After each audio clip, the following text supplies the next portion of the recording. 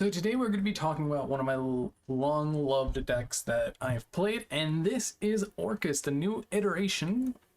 And honestly, I love it. I've been testing it with friends, and realistically, it's a very solid deck outside of a few minor issues here and there. I really do wish Harp would be at 3 instead of 1, but I'll have to take what I can grab. So let's do a little rundown of every card that is in this deck.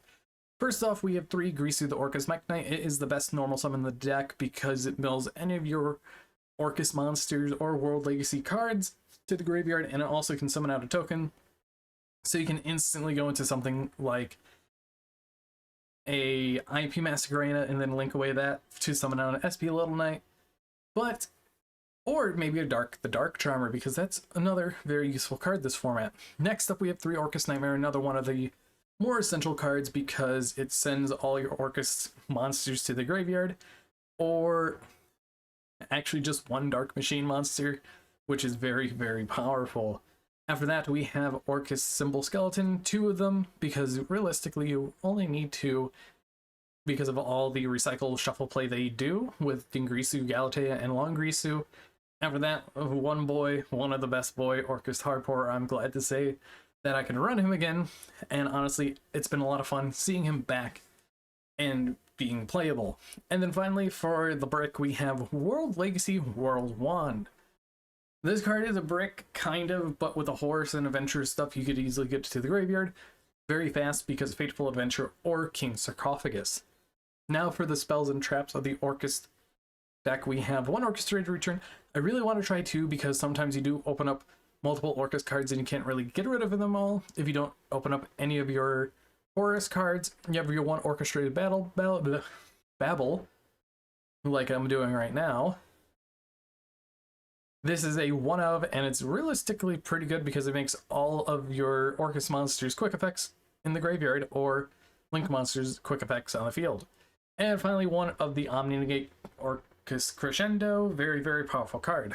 Now let's get into the supplement engines. We have M-City, Glory of Horus. Very, very powerful card. You want to run 3 of it because it is more copies of King Sarcophagus.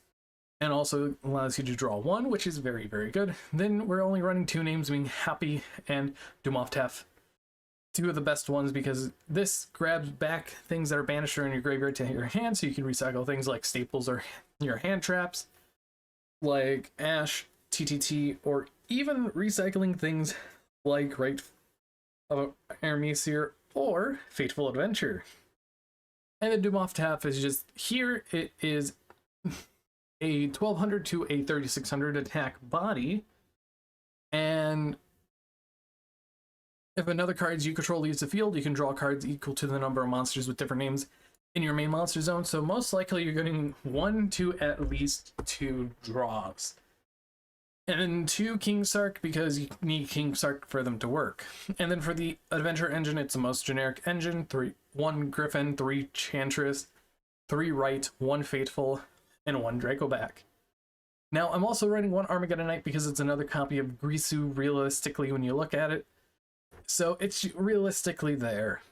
And then we have a small little engine here under the Vision Resonator and the Crimson Gaia. So the Crimson engine.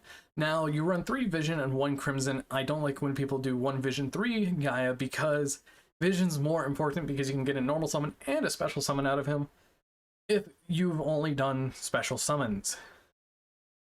So it's Link material or Synchro material because Vision with any of your Horus monsters is free level 10s for days. And then Foolish Burial for another way of getting to access of all your Orcust cards, which I really do like.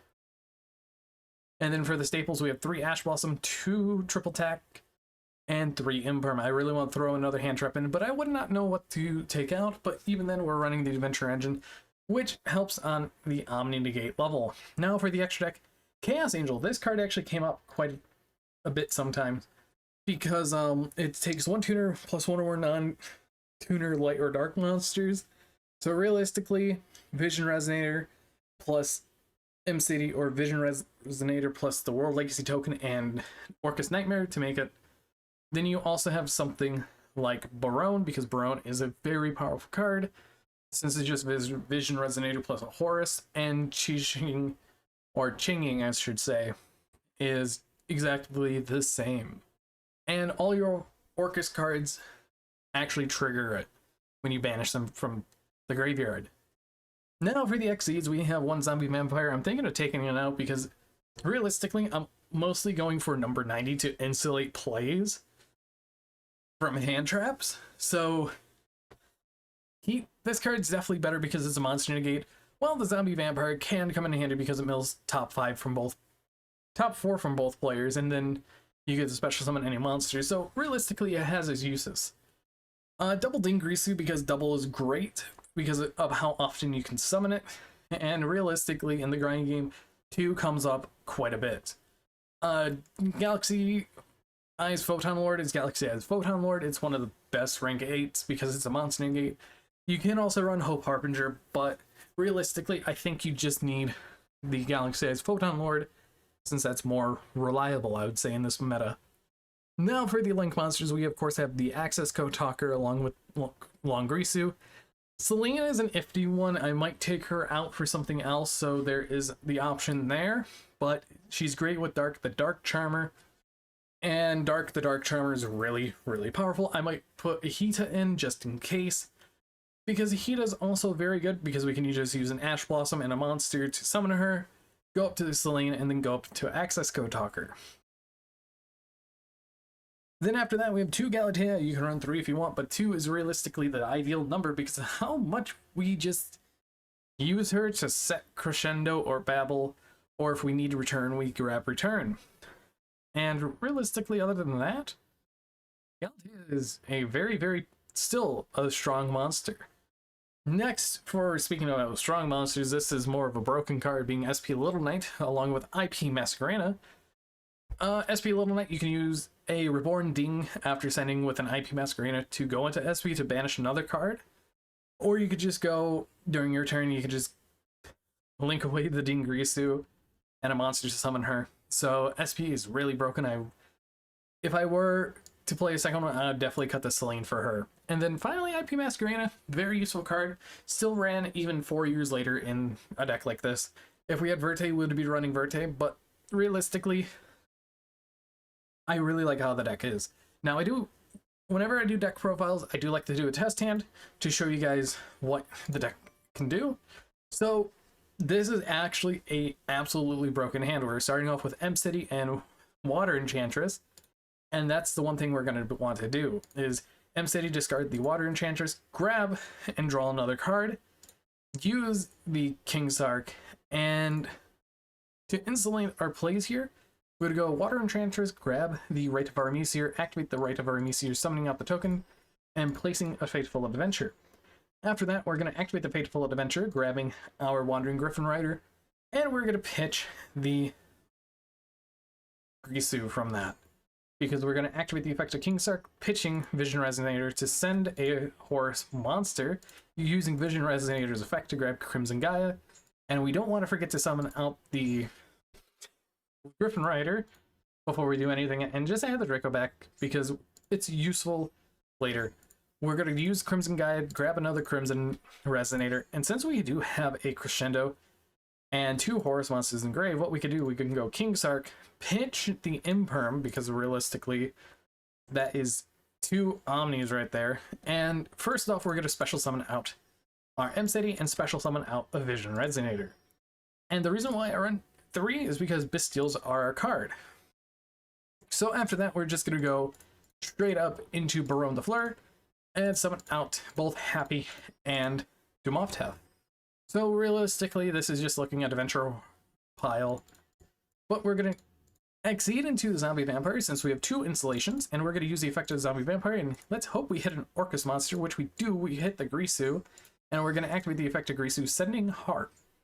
Now, after that, we're going to link away the Grisu and Zombie Vampire into Galatea, use the effect of Harp, banishing it to summon out Orca's Nightmare, using the effect of Galatea, shuffling back the Harp to set a Babel, and we might as well just activate the Babel now. So after that, We can go into the IP Master Arena so we can do some other plays here. And that is a very good case, but realistically, we could do other things as well, like make a second Galatea, which probably is the best idea, because we can get a Symbol Skeleton in rotation, which we're going to do because Symbol Skeleton is one of the most important cards through a whole entire combo, because it's in the graveyard, and we could just banish that, summon back the Galatea, and now we could just go into Ding, summon out the Ding, use its effect, and attach a Symbol Skeleton. So now we have 2 protections on a card, which is very powerful, and we could just set one and pass. So realistically, we have 2 destruction preventions, and if we didn't summon out the Galatea and summon out the Grisu instead, we could have linked the Galatea and the Ding into an IP Master Arena, and then on opponent's turn we could Symbol Skeleton back the Ding, send a card, and use IP and Ding to make an SP, banish a card, and yeah, realistically, it's pretty good. But this is a very good optimal setup, and if we really want, we could place the Draco back on the field, but honestly, with how much insulation we do have, 3 Omni Negates is very, very potent. And finally, let's just do one more hand and see what it can get us. So this hand is relatively all right. So we always just go into the adventurous stuff, put down the Fateful Adventure, activate the effect to grab Water Enchantress, and at this point, I think I would rather discard the Babel because we don't have much. And we're going to special out the Griffin Rider, Fateful Adventure, grabbing the Draco back. So since we do have an adventure token, we can special summon this card from our hand. Then we can normal summon out the Brass Bombard and not do a Farfa. Then we can just link for 2 into Galatea, use the effect of our Enchantress, and realistically, this is all that we can do. But we can also go into things like a Ding here for destruction prevention, or we can just go into an SP, but honestly, a Ding would be the best suit case because it's destruction prevention and it could be very useful as well.